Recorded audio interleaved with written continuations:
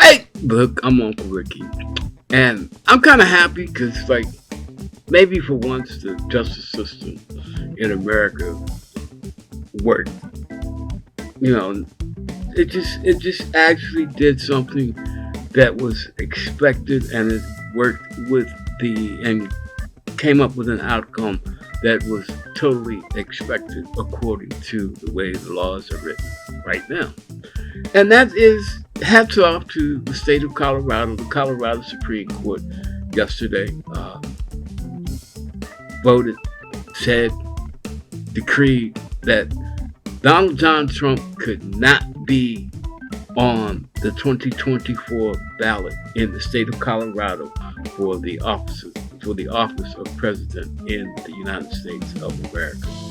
This is monumental. This is glass ceiling stuff. This is a first. This is history being made. This is, oh God, it's just, I guess it goes along with everything else that 2023 has become, or what American politics has become since Trump walked down or rode down that escalator in 2015.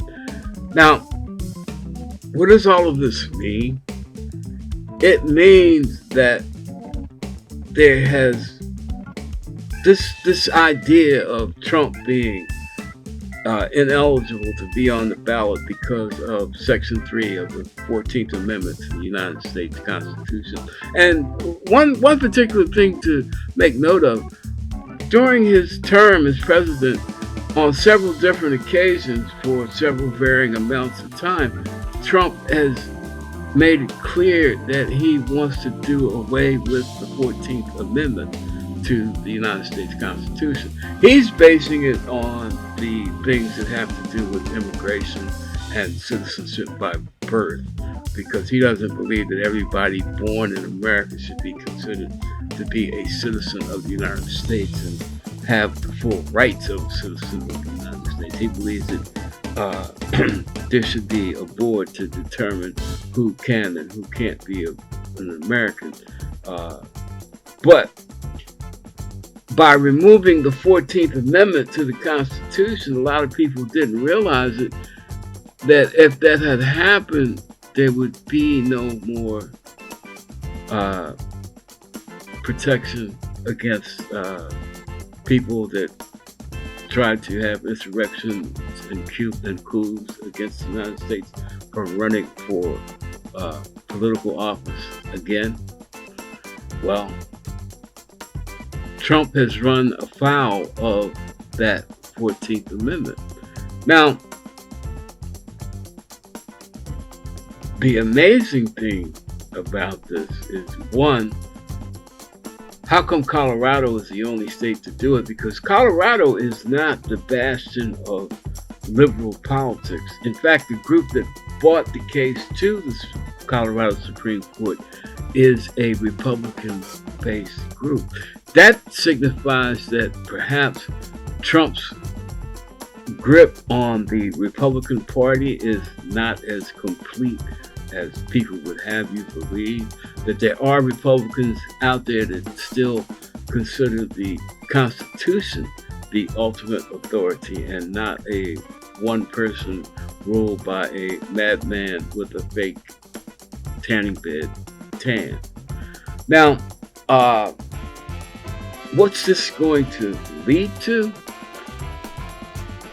We don't know, because it's kind of like I said, it's a crack in the dam of, let's say, Donald Trump's political campaign, but it's also a crack in the dam in the ultra-right wing, namely MAGA party members, MAGA leaders, saying that Trump is not above the law. The president, whoever they were or will be or are, is not above the law. And once you get a crack in the dam, if there's enough water on the other side, on the dammed up side, it's going to create an open fissure, and it's going to drain the body, in this case maybe the swamp, and expose all of the swamp creatures, namely Donald Trump. Now, why hasn't this happened in other states? Your opinion is as good as mine. It could be anywhere from the state actually, or the leaders of the state agree with Trump, or there's no backbone in the state, or the state doesn't feel like that it was necessary, or it was important enough to make it an issue, or that Trump just wasn't going to win that state in the first place. So why go through all of the rigmarole of constitutionally denying him a place on the ballot? All of these things come into play, but is Colorado, are they going to leave Colorado alone? Oh, hell no. Because the race is going to be close enough to start with, and here we go, Colorado, you can't get any votes out of Colorado because the state of Colorado, the state Supreme Court, has said that Trump doesn't deserve to be on the ballot. And they have legal precedent to say this. It's not that they don't like Trump. It's not that they don't want Trump. It's that Trump committed crimes. And there's enough evidence to support the fact that Trump committed these crimes with the intention of violating the 14th Amendment, Section 3 of the Constitution of the United States of America, thereby violating sections of the Colorado state constitution. In other words, the Colorado Supreme Court actually had the balls to stand up for the law and do it. Now, what are going to be the consequences of their actions? We don't know, but they realized when they said it, they put it in their they put it in their opinion, in their deciding opinion, that look, we know what the direction that we're taking is going to have serious complications within the state and within the country. But this is supposed to be ruled by law, and nobody is above the law. Trump, in the views of this court, violated the law and therefore gives up his right to be on the ballot, regardless of anything else. Now, Supreme Court of the United States of America, this is where Trump is going to file his appeal without a doubt. Trump is not going to let this go down. To let Colorado take him off the ballot, one, it's opening the door for everybody else that wants to do it. And two, it may be that number of votes, actual legitimate votes, if you want to think about it, that would ensure that he would become president in an election that's going to be even closer than the 2020 election. Now, the Supreme Court itself is not, we've always had this thing. The Supreme Court has always stood on the precedent of states' rights, even though they have openly violated states' rights, or even though they have overridden state decisions in civil rights cases, abortion cases,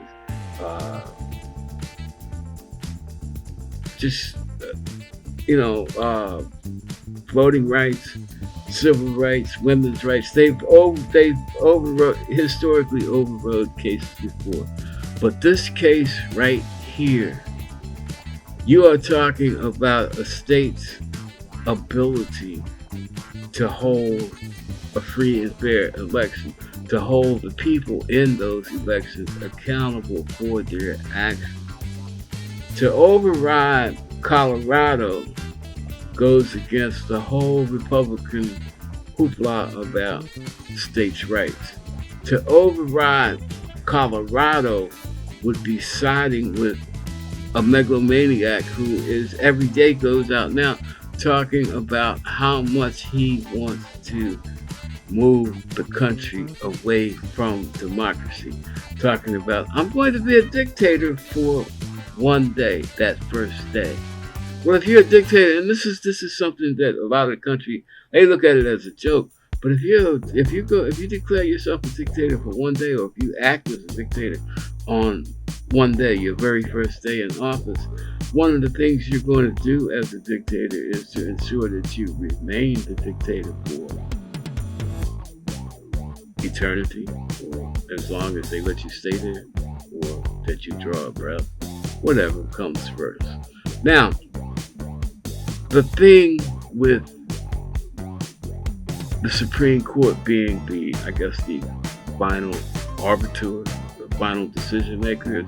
The Supreme Court is corrupt. The Supreme Court does not even, it's like only less than 25% of the people in the country have any faith in the Supreme Court, their justices, their rulings, or their function in American government. Less than 25% of the people in the country. Now, you have Clarence Thomas sitting on the court as a senior justice, who has been, I guess, the more than even like Samuel Alito, the chief justice for all things conservative, bigoted, misogynistic, and xenophobic. All those rulings, he's behind all of that crap. He anything if he thinks it's liberal, or if he thinks it doesn't support the right wing opinion, he will be the first to write a scathing dissent on the decision. Now, here's the two-edged sword. There's 3 justices directly that Trump's administration put on the Supreme Court. Then you have Alito and Thomas and Chief Justice. They're also conservative. They make up the gang of 6. The problem being is Trump has has exhibited tendencies beyond ultra right-wing conservatism, beyond the abortion thing, beyond the Muslim ban. He has proven, his statements now support the fact that he wants to be a dictator, truly authoritarian at the least. So, in other words, everything goes through the White House and Congress and the Supreme Court, which is supposed to be co-equal branches of government, under the next Trump administration, will become putty in his hands. Is the Supreme Court knowing all of this? And you got to believe that they know, because they're all basically intelligent people, regardless of how their leanings, whether they want to represent integrity, law, and order, or be, openly corrupt like Clarence Thomas. The only thing that allows them the freedom to do this is the power of the autonomous state of the Supreme Court. Trump comes back in, the Supreme Court's not going to be worth shit. They're only going to be another mouthpiece for Trump. Does the Supreme Court want to give up its power? This is a factor that's going to play into their decision. And it's becoming obvious that maybe they are concerned about their overall power, because in the beginning they were either, directly behind Trump, or they said that, it wasn't a matter for the Supreme Court, they kick it back to the states or whatever. Now one state, Colorado, has put it clearly on the playing field for the Supreme Court. Now, the question becomes, does the Supreme Court stand up and act according to the law as is plainly stated in the 14th Amendment of the Constitution of the United States, or does the Supreme Court punk out and let Trump have his way? Let Trump get further on the road towards becoming the United States' first dictator, which ultimately, in the end, as far as dictatorships go, will basically neuter the power of the Supreme Court. Self-preservation, I don't know. Living to the principle that no man is above the law. I don't know. It depends on the character and the integrity of certain individuals on the Supreme Court. But where do we stand as a country right now?